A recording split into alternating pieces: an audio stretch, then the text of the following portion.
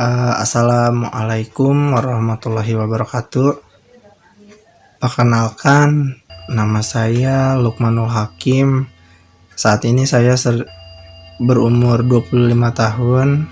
Pada kesempatan kali ini, saya akan bercerita tentang pengalaman saya berdasarkan kisah nyata, berdasarkan hal yang saya alami, tentang pengalaman-pengalaman yang berbau mistis. Saat itu tepatnya pukul 5 sore, saya masih SD. Saya bermain dengan teman-teman di sebuah bangunan tua, itu daerah Bogor, di pabrik yang pernah beroperasi lalu mengalami musibah kebakaran, dan akhirnya pabrik itu harus tutup karena tidak memungkinkan. Saya waktu itu kurang lebih berlima dengan teman-teman saya. Saat petang itu saya bermain petak umpet, dan kebetulan teman saya yang jadi itu bersama teman-teman saya yang lain bersembunyi di tempat yang seram ya, dan saya sendiri memilih untuk bersembunyi sendiri. Tempatnya sih nggak serem sebenarnya, itu tuh kayak bangunan bekas kamar mandi yang tempatnya itu ada pohon beringin besar. Karena itu bangunan pabrik yang sudah terbakar dan kondisinya benar-benar hancur, jadi si kamar mandi itu nggak ada pintunya. Cuman saya ngelihat itu kamar mandi karena ada WC-nya dan ada baknya. Tapi atapnya itu udah nggak ada, udah kosong, bener-bener pohon. Atapnya itu pohon beringin itulah, daun-daunnya yang lebat. Terus si akar-akarnya itu sampai masuk ke bak dan WC tersebut. Saya waktu itu ngumpet di sela-sela pohon. Saya masih kecil, sambil tertawa saya ngumpet. Teman saya ngelewatin saya berkali-kali, bahkan sampai teman saya itu masuk ke kamar mandi ukuran 2x3 kayak 5x5, enggak sih, kecil banget pokoknya. Itu kamar mandi kecil aja, cuman buat WC, bak, sama kalau kamu berdiri ya udah berdiri gitu satu jalur. Maksudnya tempat yang bener-bener keukur banget, itu sempit tempatnya.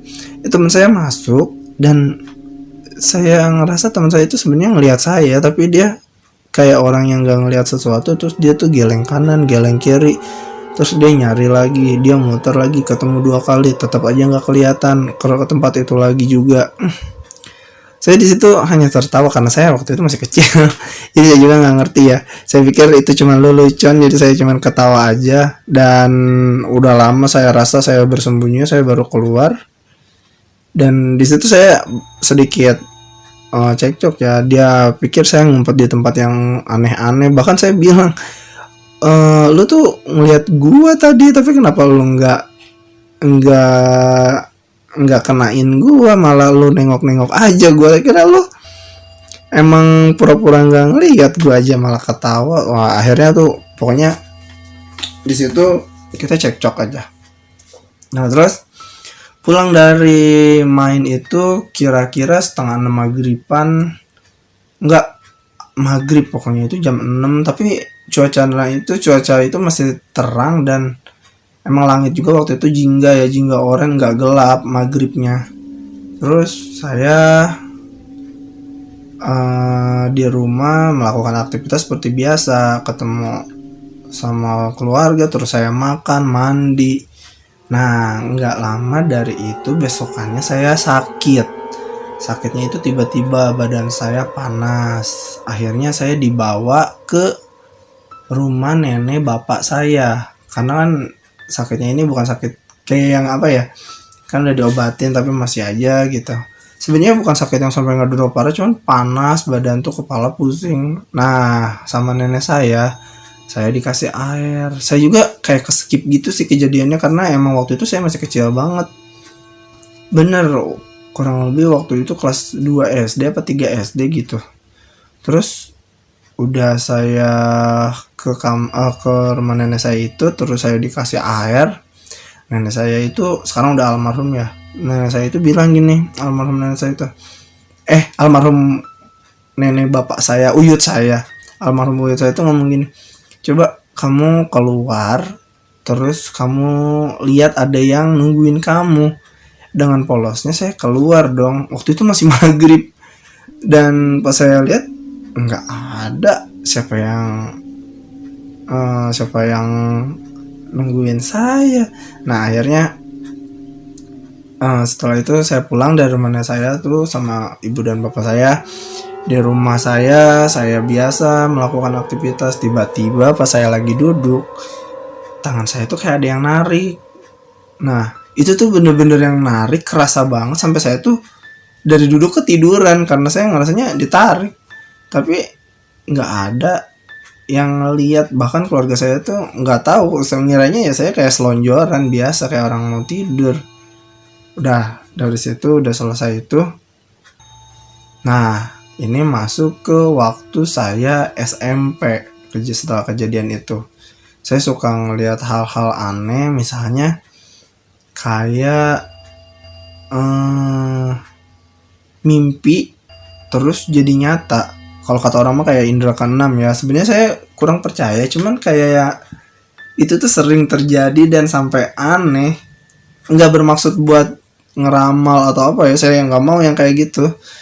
Cuman ya emang itu kejadian nyata. Nah terus saya tuh ngelihat ada orang di depan rumah saya tahu tapi saya nggak kenal orangnya, tapi saya tahu familiar.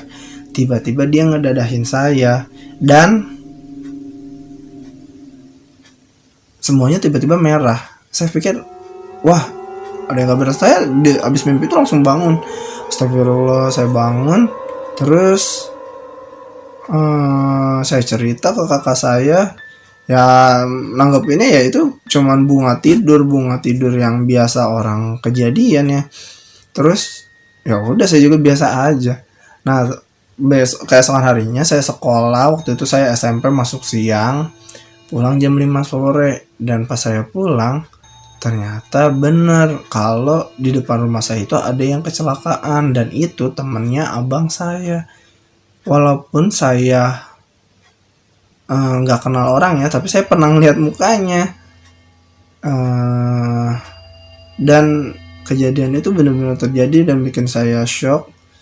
Dan ya Allah, maaf ya, mudah-mudahan si abang yang kecelakaan itu amal ibadahnya diterima, keluarga yang ditinggalkan bisa sabar. Dan akhirnya si abang yang itu pulang karena emang parah kejadiannya. Nah semenjak saat itu saya mulai yang takut sendiri. Aduh, kalau mimpi kayak gini takut beneran, kalau kayak gini takut beneran. Akhirnya ya itu pengalaman yang cukup lama ya, akhirnya jadi keseringan. Emang sering sih sebenarnya, tapi saya bilang itu enggak, ini cuman mimpi.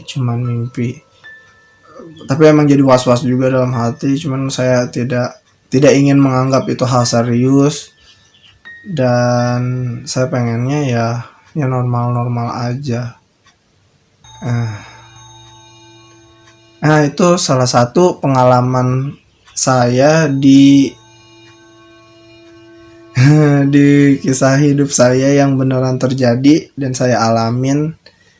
Dan masih banyak lagi cerita saya, pengalaman selanjutnya sampai saya sekarang sudah bekerja. Oke, nanti kita lanjut lagi. Terima kasih buat yang sudah mendengarkan. Mohon maaf apabila ada bahasa yang kurang berkenan, dan apabila terdapat tokoh-tokoh yang merasa tersinggung, saya minta maaf. Ini hanya sekedar cerita saja untuk hiburan semata. Assalamualaikum warahmatullahi wabarakatuh.